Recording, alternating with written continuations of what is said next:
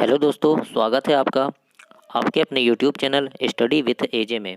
इसमें आज हम देखते हैं ट्वेल्थ क्लास के इकोनॉमिक्स का जो आपका एग्ज़ाम है। अभी आपका जो पेपर होने वाला है 6 मार्च को, तो उसमें आने वाले कुछ महत्वपूर्ण ऑब्जेक्टिव क्वेश्चन जो हैं उनको देखते हैं हम कि उनके आंसर क्या होंगे, कैसे कैसे ऑब्जेक्टिव आएंगे। तो ये बहुत महत्वपूर्ण है आपके पेपर के लिए। यहाँ से 1 2 3 प्रश्न जरूर आपको पूछ सकते हैं, तो वीडियो देखना ना भूलें। और ऐसे ही आपको सारे सब्जेक्ट की वीडियो मिले, इसके लिए चैनल को ज़रूर सब्सक्राइब करें ताकि आपको आपके पेपर में बहुत मदद मिल सके। तो आइए देखते हैं। आज सबसे पहला प्रश्न है, जैसे इसमें महान मंदी किस वर्ष हुई, तो इसका सही आंसर होगा बच्चों ए नंबर का 1929-30 में जो हुई थी, ये महान मंदी का वर्ष था।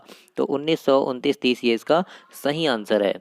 इसके बाद अगला प्रश्न है, जैसे निम्नांकित में से कौन प्राथमिक क्षेत्र के अधीन आता है। तो प्राथमिक क्षेत्र में क्या आता है, हमारा कृषि आता है। तो ए नंबर का ऑप्शन कृषि आपका सही आंसर होगा। इसके बाद अगला है, निम्नलिखित में से कौन सेवा तृतीय क्षेत्र से संबंधित है। तो इसका सही आंसर है आपका संवाद वाहन। संवाद वाहन जो है ये तृतीय क्षेत्र से संबंधित है, तृतीय क्षेत्र से संबंध रखता है। इसके बाद अगला प्रश्न है, माइक्रोस निम्नांकित में से किससे संबंधित है। तो आपने पढ़ा है माइक्रोस जो है ग्रीक शब्द है। कौन सा शब्द है, ग्रीक भाषा का शब्द है माइक्रोस। अगला प्रश्न देखते हैं, सूक्ष्म अर्थशास्त्र का अध्ययन क्षेत्र क्या है। तो इसमें आएगा बच्चों मूल्य निर्धारण भी है, ये भी सूक्ष्म अर्थशास्त्र है। उत्पादन फलन भी है, और वितरण तथा उत्पादन के साधनों के प्रयोग में कुशलता, ये सभी जो होंगे ये सूक्ष्म अर्थशास्त्र का अध्ययन क्षेत्र कहलाता है। अगला देखते हैं। इसके बाद क्वेश्चन नंबर 6 है आपका, सभी आर्थिक समस्याओं का प्रमुख कारण क्या है। तो सभी क्या है, दुर्लभता है ना। सुविधा तो नहीं हो सकता, प्रचुरता भी नहीं है, तो इसमें सी नंबर आपका आएगा दुर्लभता। ऑप्शन को काटना भी सीखना बच्चों। ऑप्शन को कैसे काटेंगे, सभी आर्थिक समस्याओं का प्रमुख कारण क्या है पूछा है, तो आर्थिक समस्याओं का कारण क्या है, तो प्रचुरता तो नहीं हो सकता है ना, तो ये ऑप्शन कट गया। सुविधा भी नहीं हो सकता, ये भी कट गया। अब इन दोनों में से तो दुर्लभता इसमें सही आंसर होगा। अगला प्रश्न है, जैसे समष्टि समष्टि अर्थशास्त्र के अभिकर्ता क्या करने का प्रयास करते हैं। तो इसका सही आंसर होगा जनता के कल्याण को अधिकतम करने का प्रयास करते हैं। बच्चों ऐसे ही ऑब्जेक्टिव के लिए आप चैनल को सब्सक्राइब करना, और इसमें मैं आपको 50 ऑब्जेक्टिव प्रश्न करवाऊंगा, और ऐसे ही और भी वीडियोस लेकर आऊँगा, तो वो सब आपको मिल सके इसके लिए चैनल में बने रहिएगा। आइए देखते हैं, किस अर्थव्यवस्था में निजी स्वामित्व होता है। तो इसमें क्या आएगा बच्चों, आपका आएगा पूंजीपति अर्थव्यवस्था। पूंजीपति अर्थव्यवस्था जो है ये निजी स्वामित्व वाला अर्थव्यवस्था है। अगला है, इसमें एक मिश्रित अर्थव्यवस्था की केंद्रीय समस्याओं का समाधान किसके द्वारा हो सकता है। तो किसके द्वारा हो सकता है, तो ये होगा बच्चों बाजार तंत्र द्वारा भी होता है, योजना तंत्र द्वारा भी हो सकता है, और कीमत पर नियंत्रण के द्वारा भी केंद्रीय समस्याओं का समाधान हो सकता है। तो इसका आंसर होगा इनमें से सभी। अगला प्रश्न है, विश्व की सभी अर्थव्यवस्थाएं कैसी अर्थव्यवस्थाएं हैं। तो ये होगा मिश्रित अर्थव्यवस्थाएं। जितनी भी अर्थव्यवस्थाएं हैं पूरे विश्व में, ये मिश्रित अर्थव्यवस्थाएं कहलाती हैं। अगला प्रश्न है इसमें, जैसे वस्तुओं और सेवाओं की कीमत और मात्राएं किस अर्थशास्त्र की शाखा में निर्धारित होती है। तो इसका सही आंसर होगा आपका व्यष्टि अर्थशास्त्र। व्यष्टि अर्थशास्त्र में वस्तु और सेवाओं की कीमत और मात्राएं निर्धारित होती है। अगला प्रश्न है आपका, बहुत इंपॉर्टेंट प्रश्न है, इकोनॉमिक कशिक्वेसेंज ऑफ द पीस किसके द्वारा लिखित पुस्तक है। तो ये पुस्तक लिखी है जॉन मेनार्ड कीन्स ने। याद रखिएगा, जॉन मेनार्ड कीन्स ने। और बच्चों ऐसे ही कुछ बुक के नाम और उनके राइटर के नाम आप याद रखना, क्योंकि आपको एग्जाम में ज़रूर पूछेगा, बुक और उनके राइटर के नाम जरूर पूछेगा जो अर्थशास्त्र की बुक उन्होंने लिखी हैं। अगला प्रश्न है, निम्न में से कौन आर्थिक समस्या है। तो आर्थिक समस्या क्या है, यहाँ पे आवश्यकताओं की पूर्ति के लिए सीमित संसाधनों का उत्कृष्ट उपयोग, ये है आपकी आर्थिक समस्या। अगला प्रश्न आएगा आपका, अर्थव्यवस्था में निम्न में से किस में सरकार की भूमिका नहीं है। तो इसका सही आंसर होगा लाभ कमाना। लाभ कमाना जो है अर्थव्यवस्था में सरकार की भूमिका नहीं है ये। अगला प्रश्न है इसमें, समष्टि अर्थशास्त्र के अध्ययन का क्षेत्र क्या होता है। तो इनके अध्ययन का क्षेत्र होता है संपूर्ण अर्थव्यवस्था का उत्पादन और आय तथा कीमत का स्तर, ये होता है समष्टि अर्थशास्त्र के अध्ययन का क्षेत्र।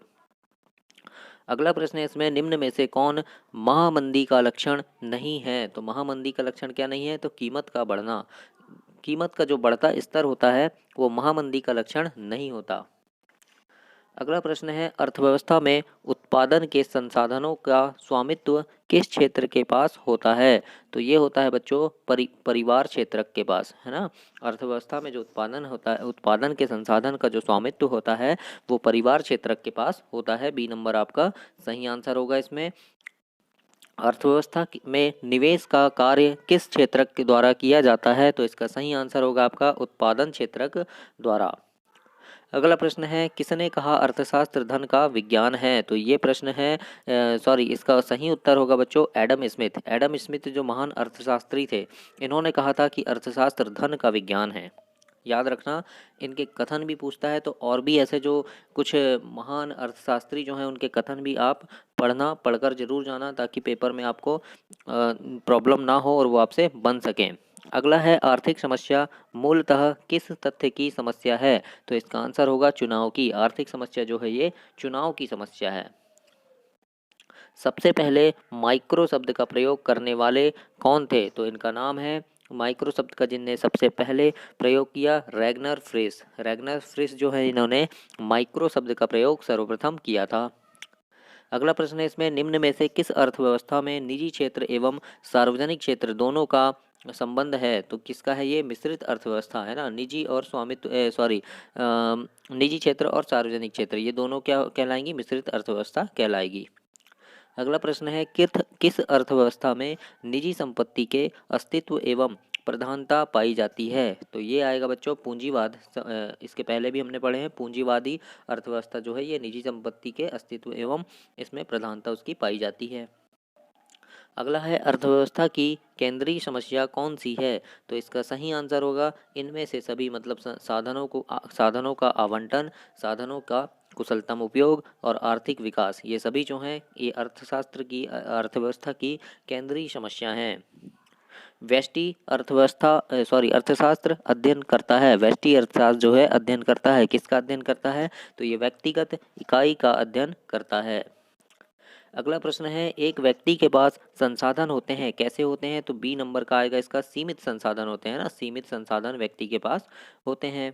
अगला प्रश्न है, पूंजीवादी अर्थव्यवस्था के केंद्रीय समस्या का समाधान कैसे होता है? तो इनका होता है पूंजीपतियों के द्वारा होता है।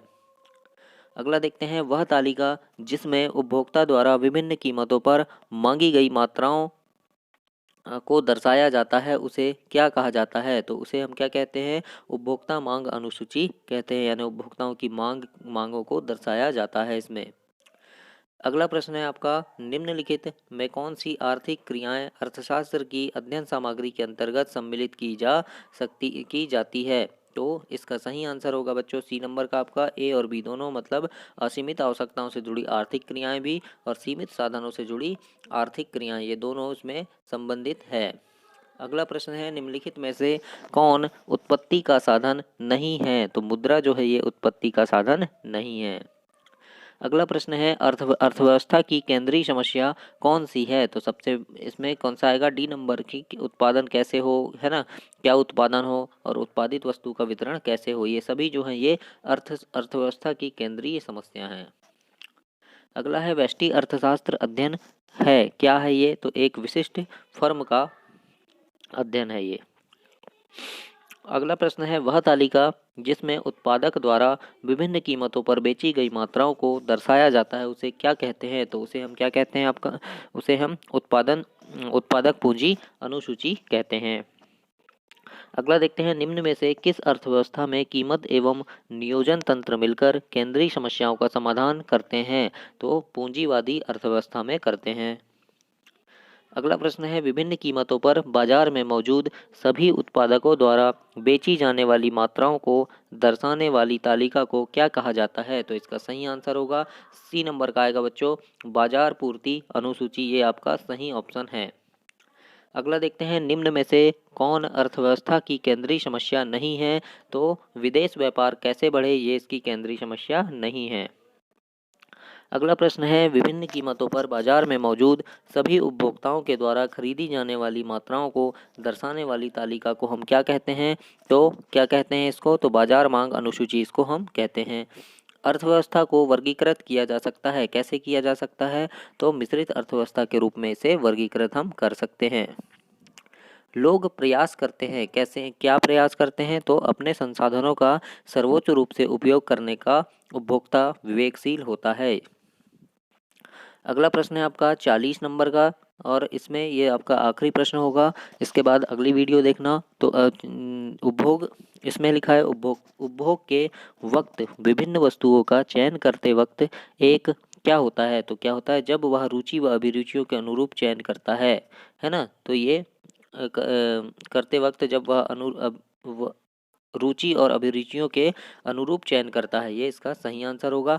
बच्चों, चैनल को सब्सक्राइब करना ताकि ऐसी ही वीडियो आपको हर सब्जेक्ट की मिलती रहे, और अर्थशास्त्र की और भी वीडियो मैंने डाला हूँ, तो उनको देखने के लिए चैनल सब्सक्राइब कर आप उनको देख सकते हैं। धन्यवाद।